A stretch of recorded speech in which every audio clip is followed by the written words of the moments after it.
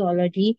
So, in comparison to last session yun sa entomology, talagang mahaba talaga yung entom. There's a lot to cover in arthropods. In surprisingly, protozoans is it's not a particularly big group, pero talagang sa board exam ang daming questions about it because of the fact that your protozoans, they themselves are pathogenic in their own right. While in your arthropods, majority of them are just considered vectors. So they're more important for just transmitting diseases. Pero for protozoans, they are the disease themselves. They are pathogenic in their own right. So there's not again in for this particular session. There's not a lot of questions. It's more as a review talaga. I did hindi umabot ng 50 this time in questions that we're going to rationalize. But I did strategically pick certain questions that, as much as I can cover as much of what you guys need as a review for your veterinary protozoology part. Okay, so let us begin. So, yeah. Okay, so ayaw niyang mag-move. Ayan. Okay, so this is the taxonomic tree that focuses on your protozoans of veterinary and medical significance. So of course, this is in real life talagang mas mahaba, mas malaki tong family tree ng protozoans ng Kingdom Protista. Majority of our protozoans are in fact um, free living. So, but overall, the main thing is that under Kingdom Protista, there are actually three main phylums. So we have Sarcomastigophora over here, Ciliophora, and Apicomplexa. Now, Sarcomastigophora is further divided into two subphylums. We have the Mastigophora, also known as your flagellates, and the Sarcodinans, which are your amoebas. So your flagellates, of course, mainly described by the presence of a flagellum or a flagella. Of course, flagella is plural, flagellum is actually just singular. And then amoebas are your sarcodina. So that actually means that your flagellates and amoebas are very closely related. And it actually makes sense because there are some flagellates that we're going to discuss, that we're going to review, that have amoebic form. So at one part of their life cycle, they have a flagella, and in another part of their life cycle, they may become amoebic. So of course, how to describe an amoebic protozoan is the fact that it has pseudopods. It has no particular form, although they may appear a certain way, especially when they're in tissues. They don't necessarily have a structured form. Their cytoplasm can extend outwards and form as your pseudopods, which is both a locomotive as well as a mode of nutrition, because they use their pseudopods to wrap around their food source in order to consume it. So again, your mastigophores, our flagellates, your sarcodines are your amoeba. So I just simply call them flagellates or amoebas. Now, under mastigophore, under your flagellates, you have your family Trypanosomatidae, so your trypanosomes, and it actually, of course, includes Trypanosoma, genus Trypanosoma, but a very close cousin to Trypanosoma is actually Leishmania. So they're actually very close, although they don't necessarily look similar. Both of them are actually flagellates. The only difference is that in Leishmania, the flagellated form, the one with an actual flagella, is not seen inside the body of a vertebrate host. It's actually found inside the body of its vector, its intermediate host, which is your Leishmania or the sandflies. The one that you see inside the body of the vertebrate host would be the unflagellated form, the one that lost its flagella. Now, other than Trypanosoma and Leishmania, we have family Trichomonadidae, which includes your Trichomonas as well as Trichomonas. So they're actually separate. So we have the trichomoniasis is actually different from trichomoniasis. In some literature, in some cases, they are often interchanged. Like you would say this animal has trichomoniasis, but actually it's referring to the species of that is trichomoniasis.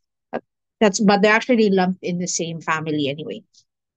Then family Diantomoebidae, which actually includes Histomonas, Histomonas miliagrides. It's the only member of this family that is of parasitic importance. And of course, Histomonas miliagrides is significant for being what you considered a hyperparasite, meaning that it's a parasite, it's a protozoan parasite that parasitizes another parasite, which is your Heterachis gallinarum or the cecal worm.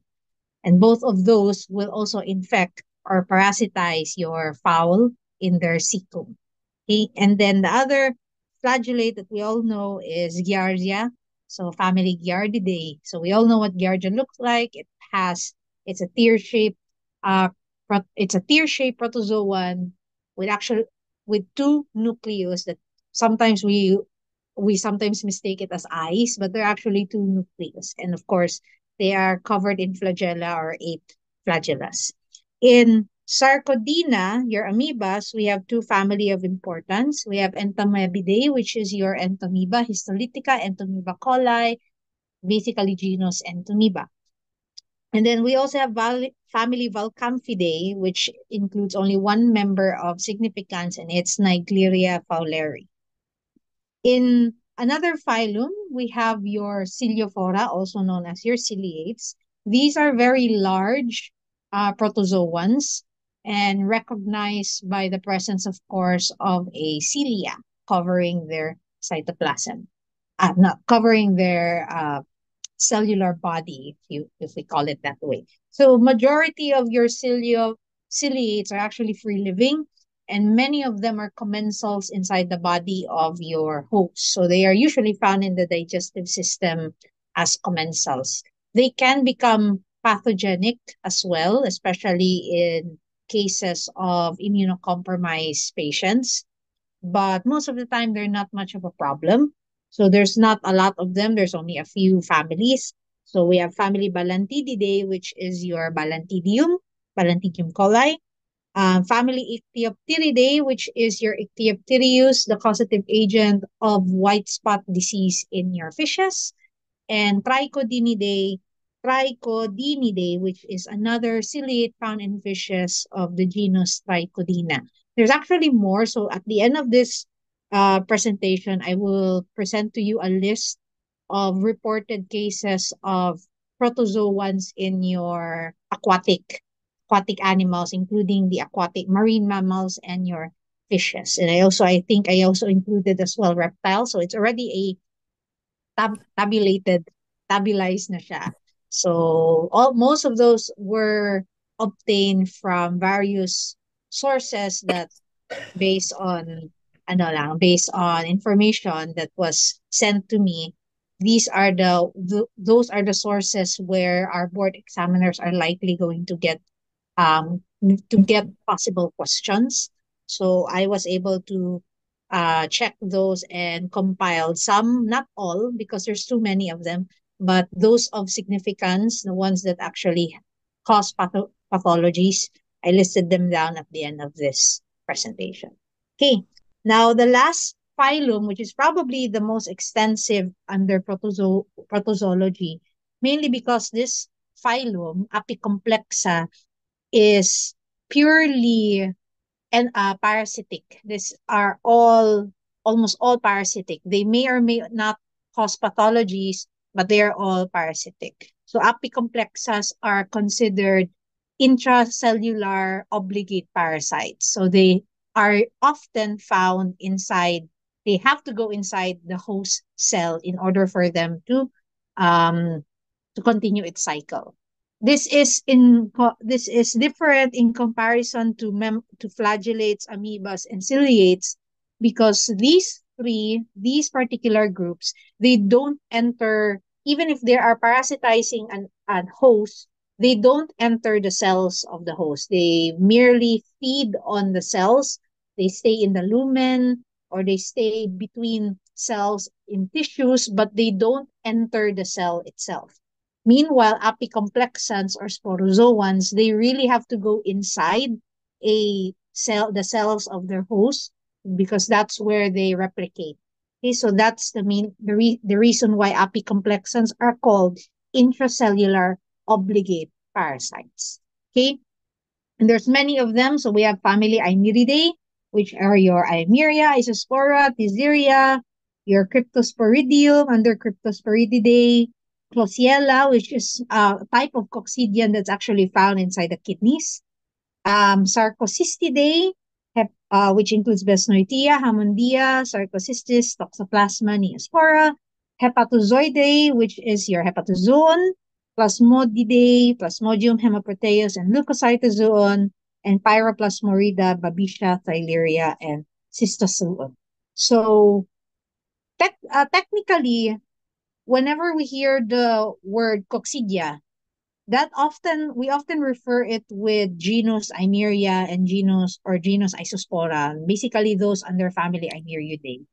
But coccidia actually refers to all members starting from family Eimeriidae down to Plasmodidae. So all of them are actually coccidians. It's just that whenever we utilize the word coccidiosis, it often refers to the coccidians that are found in the digestive tract or in the intestinal tract or enteric forms of coccidians.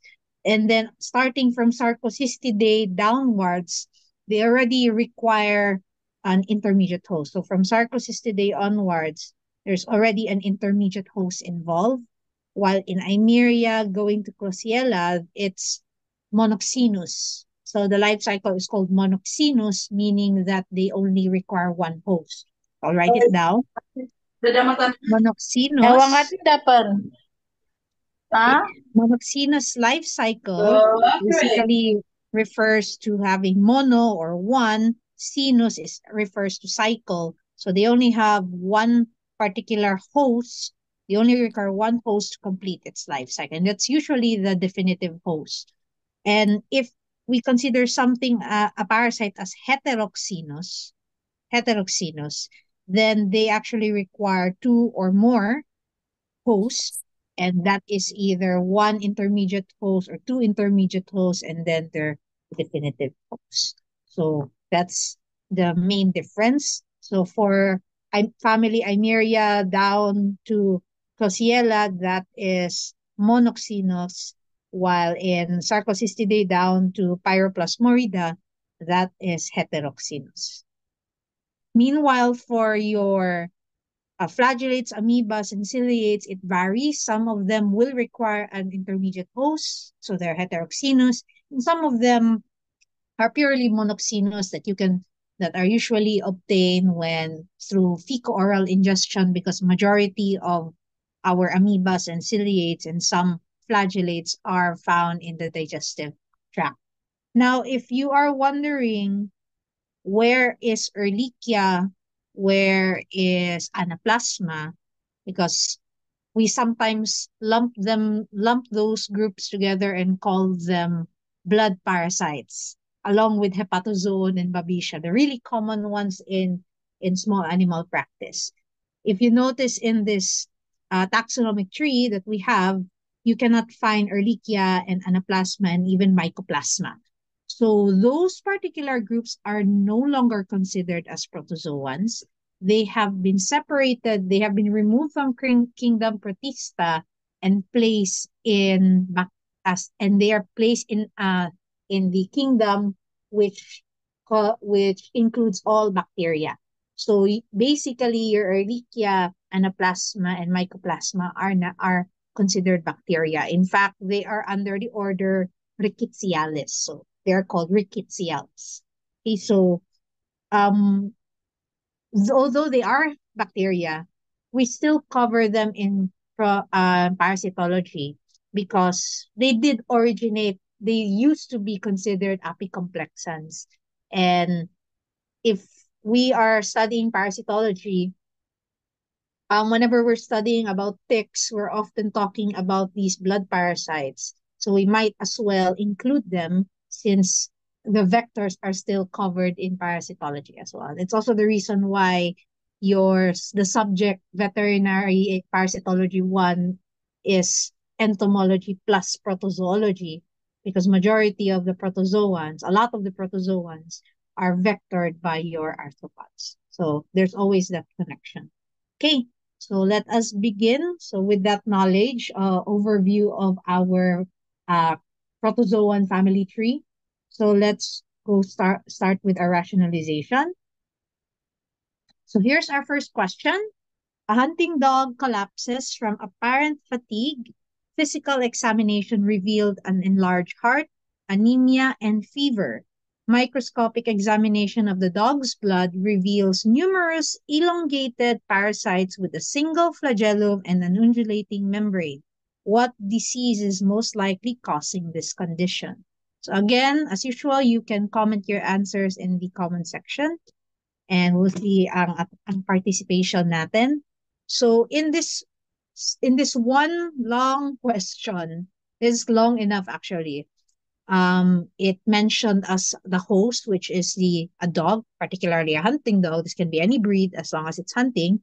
We have clinical signs as well as findings. We have fatigue, an enlarged heart, anemia, and fever. We also have a description. We also found out that something was found in the blood of that dog. So we have a predilection site. So we have a host, clinical signs, a predilection site, and we also actually have a description of the parasite. So it's an elongated parasite with a single flagellum and an undulating membrane. But on the choices, among our choices, they don't give us a genus or a scientific name. They gave us the name of the disease that those parasites get, the particular parasite causes. So we have toxoplasmosis, visceral leishmaniasis, Chagas disease, and canine hepatozoonosis. At the very start pa lang, we already know what toxoplasmosis is caused. The etiological agent is definitely Toxoplasma gondii. Then canine hepatozoonosis, so that means the etiological agent is Hepatozoon canis. And then we have visceral leishmaniasis, definitely that is Leishmania. Could be any species, Leishmania tropica, Leishmania donovani, as long as it's Leishmania, just put Leishmania SVP. And then Chagas disease, this is caused by Trypanosoma cruzi or Trypanosoma americanum. That's one of the new names. So I'll put an underline because they're scientific names. So does anyone have an idea what the answer to this question is? You may comment them. Wala pang nag-comment. Ayun. Okay. O pa? A. A. A yung answer. May iba pang answer? Are there any more answers? Okay. Iba-iba yung answers ha. Okay. So we have again the host, a dog, clinical signs, fatigue, enlarged heart, anemia, fever, predilection site blood, and then the description of the organism. So if whenever a question is like this, a situational or case-based question, it's usually going to be a very long question. So again, just like what I mentioned last time, if you can write on your questionnaire, which I hope it's still the same rules as before, you can write on the questionnaire. Always do this, exactly what I did on screen, highlighting, taking note, what are the important information there. And if we are just going to base it on hosts, then that's actually not enough because the dog can have all of these disease. I think the only exemption would possibly be toxoplasmosis, since toxoplasmosis is actually more inclined to occur in cats, in felines rather than your dog.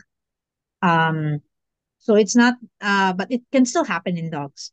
Now, we do have a dog. So in the very first place, the host is not enough because all of these choices can possibly occur to the dog. In terms of the clinical signs of toxoplasmosis, they can actually cause fever, they can cause fatigue, they can cause anemia, they can possibly cause an enlarged heart. It's for visceral leishmaniasis, not always an enlarged heart, but it can cause anemia, it can cause fever. Chagas disease, the same thing. Canine hepatozoonosis, the same thing. So even the clinical signs would not be enough. The next thing to note is that it's found in the blood. The organism, the parasite, was found in the blood. So among the four choices, which of them are found in the blood? Which of them is not found in the blood? And in this case, toxoplasmosis would not be found in the blood because depending on who the host is, if the host is the definitive host, then Toxoplasma gondii will actually be found in the intestines, small intestines. But if it's the intermediate host, Toxoplasma gondii will be found in various organs and muscles. So they are not necessarily found in peripheral blood. The next is leishmaniasis. Now, the reason why it's called visceral leishmaniasis is because the leishmania organism is found in macrophages that are in the macrophages that are in in various organs. So that's how it affects there. But before a macrophage becomes a macrophage, diba, they have to all start as a monocyte, and monocytes are the one that is circulating in the bloodstream. So it's possible because visceral leishmaniasis or leishmania itself can be found in monocytes in the circulation. So it's possible. Chagas disease, it's caused by trypanosoma, and trypanosoma is a blood parasite as well. It's mainly found in the blood itself, so that can be considered. Hepatozoonosis is also a blood parasite, so that is still considered. So wala pa rin. We still have three choices to deduce. Now, the last remaining information that the case gave us is the description of the parasite. And if you can actually draw on your paper, you might as well do it. So it says it's an elongated parasite with a single flagellum. And if you remember what an undulating membrane is, it's when the flagellum is in close contact to the wall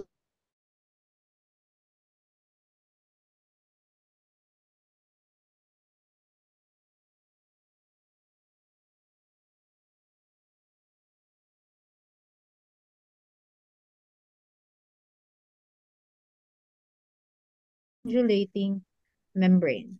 And what does this drawing best describes among our causative agents here? What does this drawing best describes? Yes, somebody finally answered. This drawing looks like trypanosoma. And there's only one trypanosoma in our choices. It's Chagas disease. So the answer here is Chagas disease. That's how you break down a very long question, a case-based situational question where many information, many evidences was provided to you. So that's how you break down that particular question. So if you don't know what the others look like, then I'll show you what they would look like. So here, so we have Toxoplasma gondii, Leishmania spp, Trypanosoma spp. I just put Trypanosoma in general because they all look the same, and then Hepatozoon in the last. So we'll start with Trypanosoma. It is leaf-like, so it's elongated, single flagella with an undulating membrane. So you can see it here in the drawing. This part here is the undulating membrane. Of course, this is the flagella. And of course, the um, leaf-like appearance of the cell of Trypanosoma. So they are always found in peripheral blood. They are not found inside the blood cells. They are just found around the blood. So they don't necessarily invade the cell because they're not intracellular parasites. So the form that you see inside the body of a vertebrate host, inside the body of a dog, or even the body of a human, if it's the human that's infected, is known as the trypomastigote form. That's the trypomastigote form. If it's already the typical appearance of a trypanosoma, if it's a trypomastigote form, which the fact that I said that it's one of the forms means there's actually more than one form of trypanosoma, and I'll show that to you later. Now, do you remember in our family, in our taxonomy tree, trypanosoma is very closely related to Leishmania because they're actually under the same family. So we have Leishmania here. Leishmania is still a flagellate. However, the form of Leishmania that is found inside the body of a vertebrate host is known as the amastigote form, which is another form of that is similar to, it's one of the four forms of Trypanosomatidae. So one of the forms is trypomastigote and the other is amastigote. And the description of an amastigote form is that it is round, it's smaller, it's rounded. Of course, it has a central nucleus and it does not have a flagella. In contrast to your trypomastigote form, which is elongated, has a single nucleus and of course a single flagella with an undulating membrane.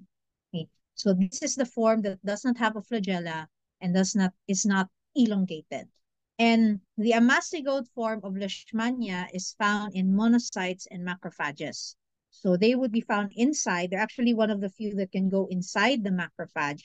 And every purple dot inclusion that you see here with a dark nucleus at the center are the amastigotes. Those are signs of Leishmaniasis.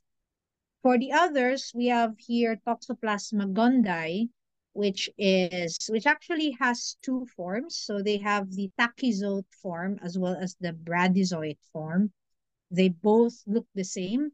The difference, the main difference between a tachyzoid and a bradyzoid is how quickly they replicate. So that's the reason why I call tachy, meaning fast, because tachyzoids actually replicates very quickly.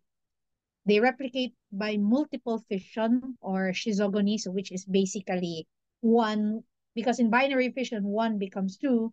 In schizogony or merogony or multiple fission, one ends up becoming so many. So tachyzoids are the form of trypanosoma that is found in cases of acute trypanosomiasis. And it's acute because of the fact that they can multiply very quickly. In chronic forms of toxoplasmosis, or even the forms of toxoplasmosis wherein there's already remission, we call them the bradyzoids because brady means slow, and they are slow to divide. So they take their time when they are dividing. And they're often going to do that inside a cyst, inside the muscles or the different organs of the body of the host. So that's the reason why may mga ano tayo, may mga cases of chronic toxoplasmosis wherein the animal may not show clinical signs, or even that's it's toxoplasmosis is actually also an occupational risk among veterinarians because of our close contact with cats. And there was a recent study conducted among where they collected blood from various veterinarians and then check how many of the population of practicing veterinarians is positive for toxoplasma. So there's a significant number. However, a majority of them are already in chronic or in remission, meaning wala na tayo nag-show ng clinical signs. And for the women, they are whenever women with toxoplasmosis are at risk for abortions or not being able to conceive. But though many of the veterinarians that were positive for toxoplasmosis and are in chronic, asymptomatic, or remission, they are able to conceive naman. So that's something that you guys need to know. So the tachyzoids and bradyzoids, however, would be banana shaped because toxoplasma is actually an apicomplexan. Apicomplexan. And most of the time, their active forms are dividing forms are often banana shaped in the first place. So that's the reason. Hepatozoon is also an apicomplexan. It's an apicomplexan. Complexan.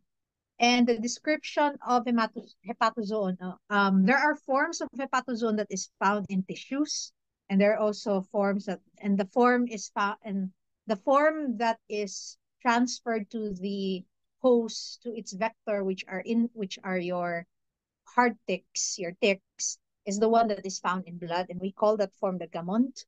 So the gamont is basically a haploid, so it only has half its chromosomes.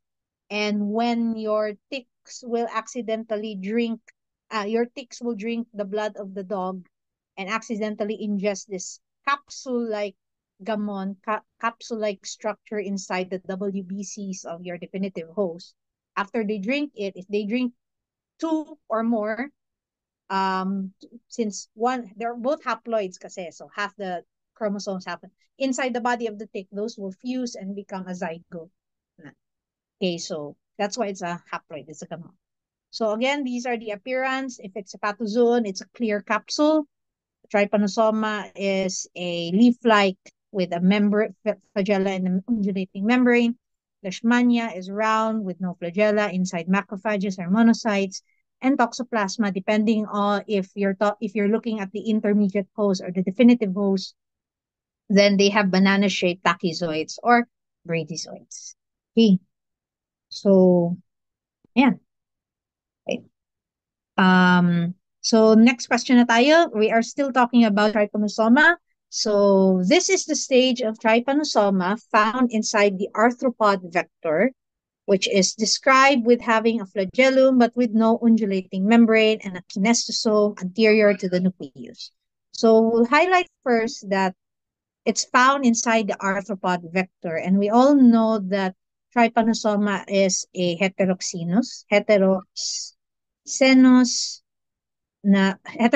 parasite, so it requires an intermediate host and a definitive host. And the intermediate host is often a blood feeding arthropod. So it's a blood feeding arthropod. And of course, the definitive host is a vertebrate. So remember the one I mentioned, that Trypanosomatidae, most of the members of Trypanosomatidae will have four forms. So these are the four forms. We have trypomastigote, epimastigote, promastigote, and amastigote. And it's asking you what stage of what form, actually I'll change this into form, of trypanosoma is found inside the arthropod vector. We already established in the first question that the form that is found inside the vertebrate host is the trypomastigote. So trypomastigote, that's the form that is found inside a vertebrate host. So we're going to cross that out. Now you're left with three other forms.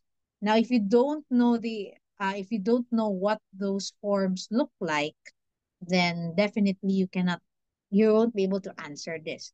But just note that in the case of trypanosoma, only the trypomastigote form is found in the definitive host, the vertebrate. The other forms, the three forms remaining, are actually found in the arthropod.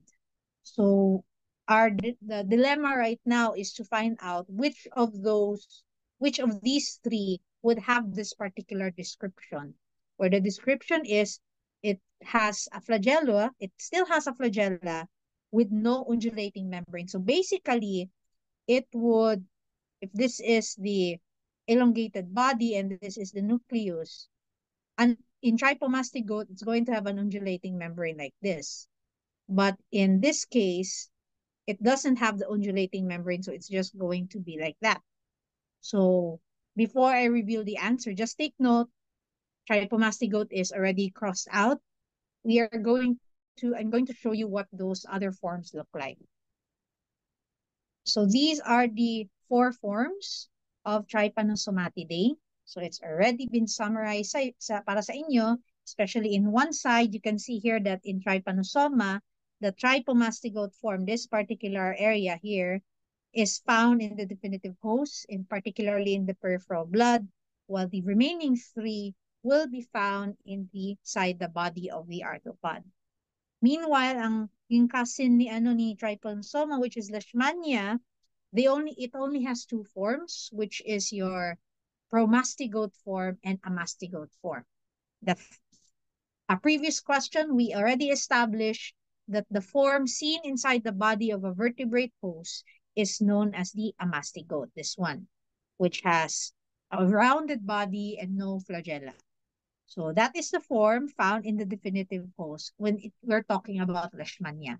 But if we're going to look for Leishmania inside the body of the sandfly, which is its intermediate host or the vector, you are going to find its flagella. That's why Leishmania is still considered a flagellate.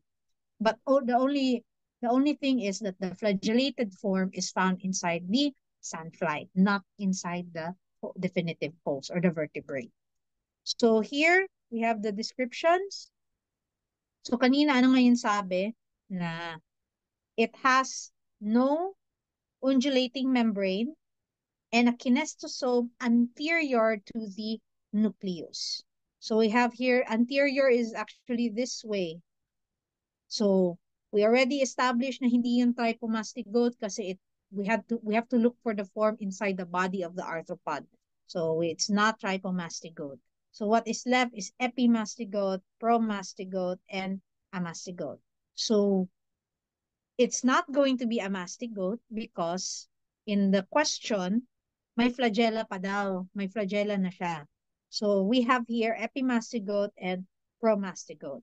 And it says the kinestome. A kinestome is like the base of the flagella. It's what connects the flagella to the cell wall. So it's actually this one here. It's here. So among that, it says no undulating membrane and a kinestosome anterior to the nucleus. Since this is the nucleus and this is facing anterior, then the answer would be promastigote. So if we're going to go back, the answer would be this one. Okay? I hope that's clear for everyone. Anyway, this is basically what it looks like. Remember, if a question will ask what form of the Leishmania is found inside the sandfly, you have to answer promastigote. What form inside the definitive host, answer amastigote. If the question is asking what form of trypanosoma is found in the blood of a vertebrate host, then you answer with trypomastigote. And if the rest will be inside the body of a arthropod. Okay. Hope clear yun. Clear enough. Okay. Despite that protozoology tends to be the shortest portion of veterinary parasitology, it's probably also the one of the hardest. It's for me, it's a lot easier to study about entomology and helminthology than protozoans because in terms of appearance, they can vary. Their life cycles can also vary. It's one of the more difficult parasitology topics. So I hope we are able to cover as much as we can. Okay. Let's proceed to the next. Okay, life cycle lang to. Hindi pa nag-move yun. Lang, guys. Hold on. Ayan. Nag-next slide na ba? Is it already in the next slide? Is it the life cycle? Yes, no. Okay. Nasa life cycle na tayo. Alright. So this is a typical life cycle of Trypanosoma. I highlighted here, this is for Trypanosoma evansii actually, but it's the same for all. So we have the intermediate host here being a biting arthropod. So this could either be Tabanos, this could be Glossina. Oh, that's not how it's spelled, Glossina. This can be a variety of biting flies. So Chrysops would also do, which is a horsefly.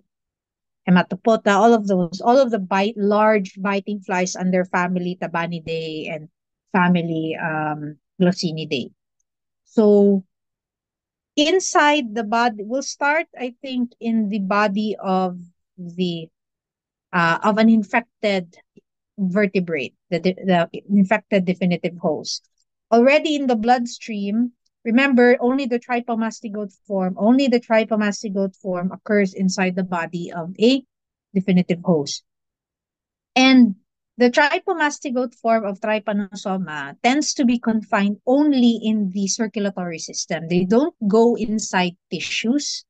They, however, been reported to occur in lymph nodes, also on the spinal fluid. But then again, your cerebrospinal fluid and your lymphatics are all connected to the circulatory system. So they're still confined in the circulatory system of the vertebrate definitive host.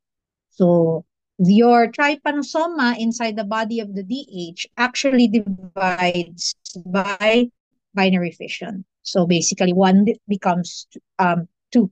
So they all divide that way, and they actually divide rather slowly. So it would explain the chronicity of trypanosoma, wherein although there is an acute form of trypanosoma, um, in most cases, there are animals that are infected that does not manifest it immediately, but usually naging incidental finding na may nakita kayong trypanosoma sa bloodstream niya, sa peripheral blood niya.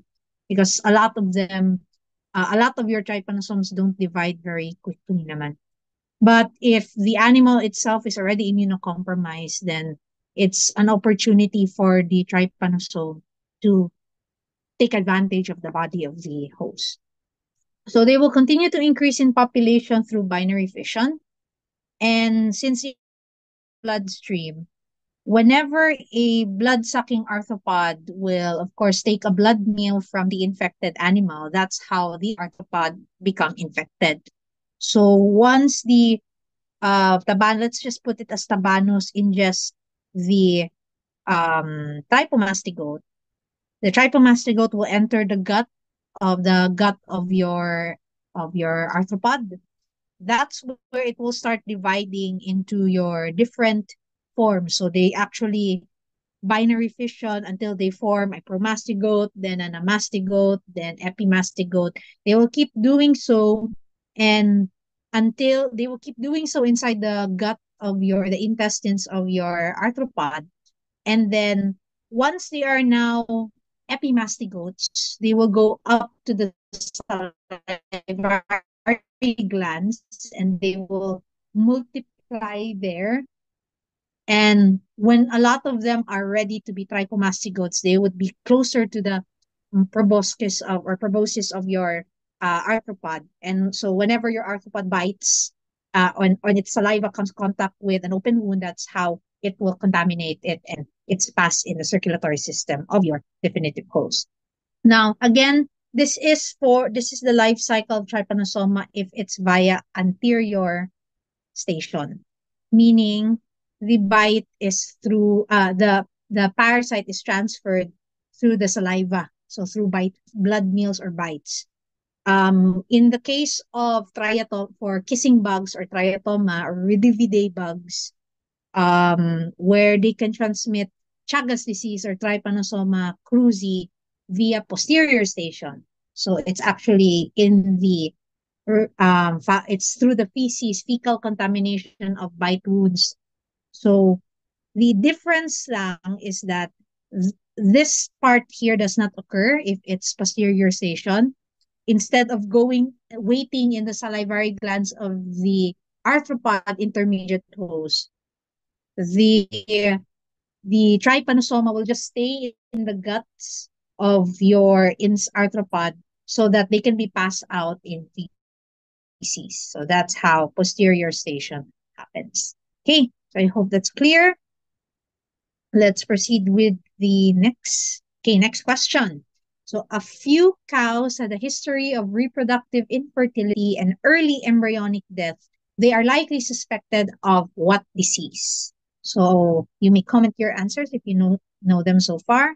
So again, just like previously, the choices provided the name of the disease instead of the scientific name of the parasite. C, madaming nag-answer ng C. C. Okay. So C is your answer. So it's trichomoniasis, and that's actually correct. So before we go on with explaining, We'll find out ano-ano yung mga causative agents or etiological agent ng mga ganitong sakit. So, Durine is caused by a Trypanosoma cruzi. No, not cruzi, sorry. Equiperdum. Durine is caused by Trypanosoma equiperdum. Toxoplasma again is Toxoplasma gondii. Trichomoniasis is caused by Trichomoniasis foetus. And Leishmania is therefore Leishmaniasis. Leishmania, SPP. So there's a lot of them. Okay, so from just this statement, from this question, we have this, the clinical signs include some about reproduction, so reproductive infertility, and early embryonic death. So there's an abortion. So if you're not familiar with the what you call it, the clinical manifestation of each of these disease, then maybe you can start with relying on the information of about who the host is. So the fact that the hosts are cows, means that you have to cross out Durine. Why? Trypanosoma is actually quite host specific, and it's already in the name. Trypanosoma equiperdum, which is an equine disease. Someone answered that. It's an equine disease, so it's actually a venereal disease of equines. It's the only trypanosoma that is not transmitted through vectors. They are actually transmitted through coitus. Okay, it's transmitted through coitus. It's the only one, and it's really confined to just equines, just horses. In terms of clinical signs, if you did not know that, in terms of clinical signs, they don't even cause abortion. They may, but it's not always manifestation. Abortion does not always happen with Durine. Um, they do cause a level of reproductive infertility, but it's more on swelling and vaginitis, swelling of the genitals and vaginitis. That's usually the clinical signs for Durine. Toxoplasma can cause abortions, and they can also cause infertility. And toxoplasma can also actually occur in cattle. So, possible din siya actually. And then, Leishmania, Leishmania does not actually cause reproductive infertility and embryonic death. So, that would cause Leishmania would actually cause ulcerations in the skin if it's a cutaneous form, as well as ulcerations and necrosis in visceral organs if it's the visceral form of leishmaniasis. So you are left with toxoplasmosis and trichomoniasis. Now, toxoplasmosis just it does not always cause abortion. It can mainly cause infertility, while trichomoniasis can cause abortion, usually early abortion. And in this case, this is what trichomoniasis fetus life cycle is. Now, this particular flagellate, because it's still a flagellate, they infect either cats or cattle, and the manifestations of disease actually differs among the two. So if the infected is a cat, the clinical signs, the manifestation of disease is confined only to digestive symptoms. So it's mainly diarrhea. It's mainly yeah, actually it's just diarrhea actually. So it's actually also found in the colon. It's found in the large intestine, not found in the small intestine. And the mode of infection for trichomonas is always fecal-oral. It's contact with the trophozoite, which is right here, from food or water that has been contaminated with the feces of your cats. So it's fairly simple. They divide by binary fission. They don't go to other organs of the body. They just stay in the intestinal tract, particularly in the colon. That's for your cats. But for cattle, the problem is more found in the reproductive system of the reproductive tract of cattle. And the mode of infection, of course, would be through coitus, since the protozoan will be confined in the reproductive tract. Now, the main the main way for Trichomonas to spread among a herd is through an infected bull. Because the problem with an infected bull is that they become infected for life. If the infected is a cow, they can actually self-clear in 4 months. So eventually, the trichomonas will eventually die off, and they self-clear after 4 months only. So the suggestion would be to not allow the infected cow, to breed during those 4 months. They will undergo sexual, usually 4, 5, actually the best is 6 months na lang or kahit 1 year. No, wala talagang breeding for these particular cows. They eventually, after 4 months, with or without treatment, they can actually um get rid of the immune system of the cow can actually get rid of trichomonas eventually. They actually develop a level of immunological resistance. But in your bulls, they don't. So the solution for that is whoever the bull that passed this disease along to the herd, that bull has to eventually be culled because hindi na infected for life na siya. So wala nang necessary purpose sa kanya in the herd itself. I hope that is clear. Remember, bulls are infected for life. Cows can go through sexual rest for 4 to 6 months. Okay, let's proceed. Okay, next question na tayo. Which disease is most likely avoided when turkeys are not allowed to be mixed with chickens? Any answers? Again na naman, yung choices give you not the scientific name of the causative agent.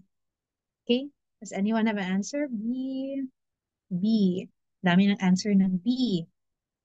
Okay, so if we're going to give if the choices would give you the scientific name or at least the genus, coccidiosis, especially for fowls, is likely under the genus Eimeria. Histomonas is actually Histomonas monas meleagrides. Meleagrides. Cryptosporidiosis, Cryptosporidium. Actually, there's a lot of species for this, but the most common one is parvum. And of course, all of the above. So among the choices, actually, um, the one that is likely going to occur in both chickens and turkeys would be coccidiosis and histomoniasis. Meanwhile, cryptosporidiosis tends to occur in cattle more. Although there are species of cryptosporidium that has been reported in fowls, it's not as common or it's not as problematic. Um, Cryptosporidium would be crossed out in this case. So therefore, because there's one is possibly wrong, all of the above has to be removed as well. So you're left with coccidiosis and histomoniasis. Now, remember in the question, it says that this is a disease that can be passed from chickens to turkeys or the other way around, whatever, but it can be passed, it can cross among two different species, two different types of fowls. And the everyone got it correct. It's histomoniasis because the reason that coccidiosis cannot be the possible answer is because Eimeria tends to be very host specific. They are very host specific. Specific. So the Eimeria species that is found in chickens tends to be confined only in chickens, while the Eimeria species found in turkeys tends to be confined only in turkeys. And histomoniasis, however, can cross between both turkeys and chickens. And this particular question is important. Is there a picture? All right. If this particular question is important because histomoniasis in chickens is actually not problematic. A lot of infected chickens tend to be asymptomatic. They don't even show lesions sometimes. Only when they're immunocompromised does it become pathogenic. But most of the time, chickens would be asymptomatic. Turkeys, however, when they have histomoniasis, it's very fatal for them. So if you have chickens and let's say you have a new flock of chickens, you did not check if they have the possibility of histomoniasis or not. You have a new flock and you introduce that flock to healthy turkeys or with those turkeys are still okay, then it's likely that the turkeys died from histomoniasis and the chickens were the carriers. Okay. So with regards to Histomonas meleagrides, or the disease that they cause in your chickens and fowl, particularly is blackhead disease, Histomonas is still a flagellate, but the form that we usually see in histopathology of infected tissue trophozoite. So when I say trophozoite, a trophozoite refers to a form of the is actively, basically actively deformed. Hence, it will it reminds us of the very close relationship between an amoebas and flagellates, since they are under a single phylum. So your Histomonas meleagrides, the flagellated form of trophozoite, is actually the one that doesn't cause a lot of problems. They are mainly found in the lumen of the cecum, because the predilection site of Histomonas is actually the cecum. So they're found just in the lumen, just floating in the lumen. And in some cases, and actually, no, it's not some cases. And most of the time, they will be found in the ovaries and eggs of Heterachis gallinarum, the cecal worm. And Heterachis gallinarum is actually the intermediate host of Histomonas meleagrides. So, since Heterachis gallinarum is also found in the cecum and Histomonas is found in the cecum, when the flagellated form is pretty much ready to continue its life cycle, it will invade the body of Heterachis, the worm, and actually go inside particularly for female worms, and they go in the ovaries. And whenever that worm produces eggs, all the eggs are already carrying the flagellated trophozoites inside them. So the eggs are passed in feces of the chicken or the turkeys. So all of those eggs are already infected with the trophozoites. Meanwhile, the amoeboid trophozoites, this only happens if the flagellated form decides to invade tissue, wants to feed on the tissues of the host. And they have to lose their flagella, because if they have a flagella, that gets in the way with their ability to go through the in-between cells or go through chemotaxis. So they lose that flagella and become an amoeba. And as an amoeba, because of their more rather flexible cellular appearance and the presence of pseudopods, they can pretty much go through different cells and tissues, and they can use those pseudopods to engulf the cells that they want to consume. And usually in that case, you can only see them through histopathology, and they are often found in the liver and cecal walls, causing necrotic ulcerations because they pretty much feed on the cells, so that causes necrosis, eventual necrosis. So when you are going to get a tissue section of those cells, and you look at the liver tissue, you will see these rounded histomonas, amoeboid form of histomonas in between the hepatocytes, as well as the wall of the cecum. So here's an appearance of the life cycle. Here's how it looks like. Hindi pa yata na-change ang screen. Ayun. So this is the life cycle of Histomonas meleagrides. And you can see here that it all starts in the feces of an infected bird, whether it's a chicken or a turkey. If it's always You always have to assume that there's a possibility that if a chicken or a turkey or a fowl is positive with Heterachis gallinarum, positive with the roundworm, then it's likely they are also positive for Histomonas. It's the same thing. The only way to diagnose that the cause of the problem is Histomonas is that if you also find his Heterachis eggs in the fecalysis of the bird.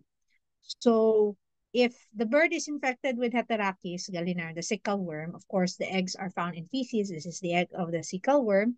And I place a star here. The star indicates the presence of Histomonas inside the egg. Now, if that the mode of infection of Heterachis gallinarum is fecal-oral. So they just stay inside and develop into the L3 larva inside your egg. And when that egg is accidentally ingested by the chickens or any of the fowl, that's how the bird becomes infected with Heterachis and in that case also infected with Histomonas. But Heterachis and Histomonas actually has a paratenic host, and those are your earthworms. So as a paratenic host, there is no cyclical development of Heterachis and Histomonas inside the body of the earthworm. The earthworm merely serves as like cargo. It's just an organism that is capable of carrying your cecal worm as well as the histomonas that the cecal worm is already infected with. It's just carrying it. Nothing happens. Heterachis, the worm and the protozoa does not develop or does damage to your earthworm. The earthworm is just carrying it. And your chickens, your fowls, your turkeys are more likely going to eat the earthworm than eat their own feces. So if the earthworm, an infected earthworm is ingested, then same thing. The bird is automatically infected as well. So once inside the body of the avian, the fowl, when the egg of Heterachis reaches the cecum of your fowl, then of course the larva of the cecal worm will hatch, and in the process, since inside the egg is already carrying with it histomonas, so when the larva comes out, the histomonas will also come out of the egg. Now, your Heterachis gallinarum, the worm itself is actually non-pathogenic.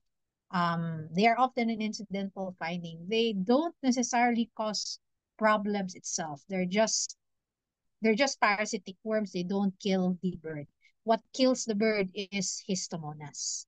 So once Histomonas reaches the cecal lumen, they will start dividing. They mainly divide by binary fission, and if they just stay in the lumen, then there's no problem. But if they decide to enter the tissues, become an amoeba, and enter your liver, as well as the cecal wall, then that's how blackhead disease happens. Now, if for those trophozoites that are flagellated and ready to be passed outward, they just simply infect your Heterachis female so that the cycle pretty much repeats. I hope that is clear for everyone. Okay, let's proceed. So this is what blackhead disease looks like, by the way. These are the necrotic lesions of the liver. So there is actually evidence of caseous necrosis. Caseous necrosis. It's called caseous necrosis because it looks like cheese. Um, Remember your histomonas are pretty much feeding on the tissues and the cells, so it causes the tissue to lose its structural integrity, hence why it causes results to caseous necrosis. Okay, let's proceed. Okay, we're in the next question na. So the next question is a case-based na naman. A dog was presented with persistent diarrhea. A sample of the patient's stool was collected, and under the microscope was observed numerous oval cysts containing 4 visible nuclei, each with a distinct nucleolus. what is your diagnosis? What are your answers, guys? This time, naka-scientific name na. So, Giardia, Entomoeba histolytica, Balantidium coli, and Trichomonas blagnorni. Any answers? A, B. May nagsabi ng B? Yung A, B. Ayan, iba-iba yung answer. Okay, but it's all A or B, not C or D. Okay, so the case gave you a host, a dog, which is a little too broad because all of these four can actually occur in the dog, with the exception, I think, of Trichomonas blagnorni that does not necessarily occur in the dog. But you have all of them are can possibly occur in the dog, so that's not enough. Diarrhea, so it means it is a parasite that will affect the digestive tract. So it might be a parasite found in the digestive tract. And kulang pa rin because all four can be found in the digestive tract. So what is left here is the fact that oval cysts were found. These cysts contain four visible nuclei, and each of those nuclei has a distinct nucleolus. So if you don't remember, the nucleolus is a uh, dense part of the nucleus where there's most of the chromatin in it. So it appears darker when it is stained. So it looks like the nucleus has an eye, has a pupil. So if we're just going to draw it, so the cysts are oval.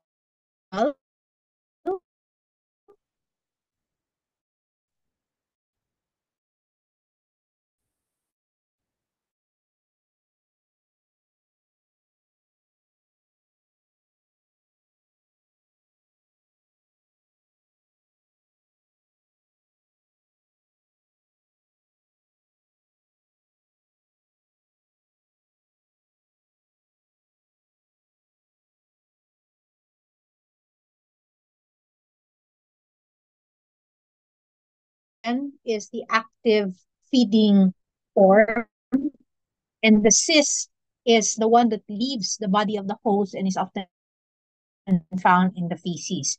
So a cyst will form a, what do you call this, a cyst wall.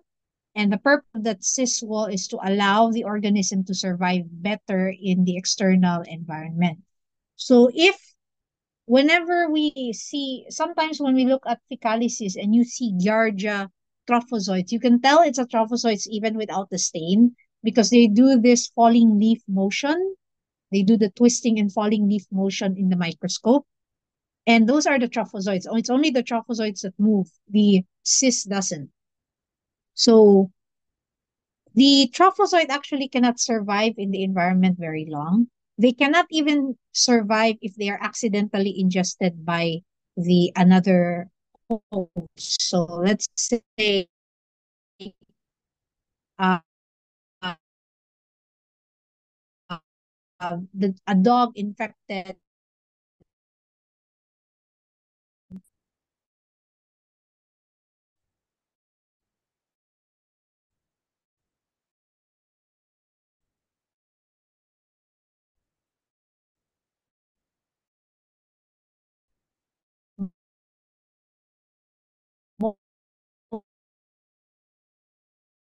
most of what you see are trophozoites. If that dog,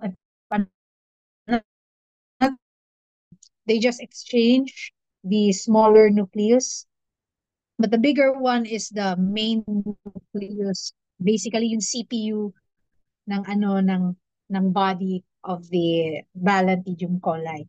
Now, this is the trophozoite form identified by the presence of cilia, and the cyst form will always be rounded, with also presenting you with that elongated nucleus. By the way, a trophozoite Giardia will always have two nucleus, but inside a cyst, they actually have four.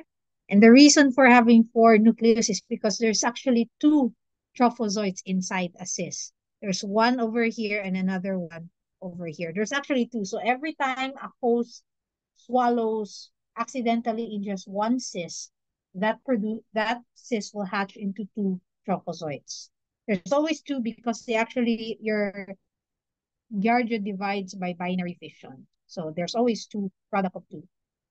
It's I think Entomoeba and Balantidium coli um again reproduces by conjugation. Entomoeba is also multiple fission. They can produce more than one. And then the last choice, which was the Trichomonas.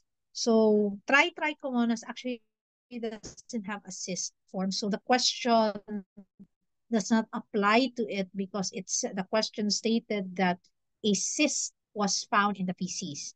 But your Trichomonas does not have a cyst form. If you happen upon Trichomonas in the feces of a dog or a cat, you will always see the trapezoid form. You can always see it move in the in a wet mount because they also have the falling leaves motion similar to Giardia since they have Dapat naman nilang many ginawa of dati these pa. Oo. flagella. Na ano nga sila, They also have they have many flagella. The only difference between Trichomonas and Giardia is that Trichomonas will only have one nucleus and Giardia has two. So let's proceed to the next. Ayan. So there are actually four groups. Wait, yeah, tama. There are four groups of Entomoeba. So we have the histolytica group, the coli group, bovis group, and gingivalis. And you can identify them by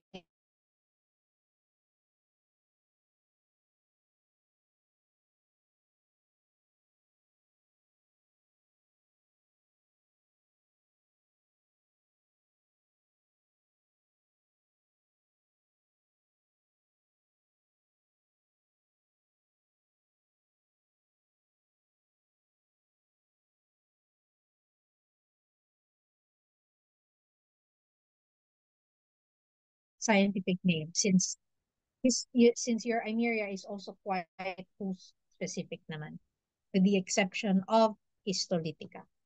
And then gingivalis group, this is the only group that does not produce cysts because the trophozoites are actually found in the oral cavity. So it's very easy for them to be passed quickly to other potential hosts through saliva and even through kissing or sharing of food.